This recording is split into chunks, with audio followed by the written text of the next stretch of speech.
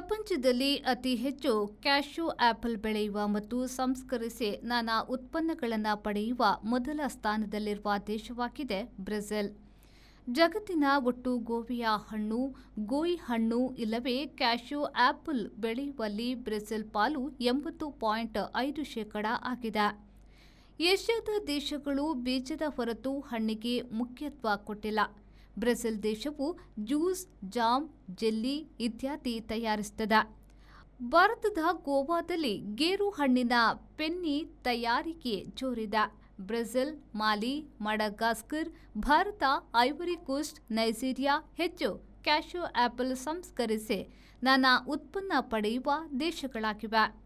Brazil, Mali, Madagascar ದೇಶಗಳು ಗೇರು ಹಣ್ಣಿನ ಉತ್ಪನ್ನಗಳನ್ನು ರಫ್ತು ಮಾಡುವ ಮೊದಲ 3 ಸ್ಥಾನದ ದೇಶಗಳಾಗಿವೆ. ಕ್ಯಾಶ್ಯೂ ಆಪಲ್ ಹೆಚ್ಚು ಬೆಳೆಯುವ ದೇಶಗಳು ಕ್ರಮವಾಗಿ ಮುಂದಿನಂತಿವೆ.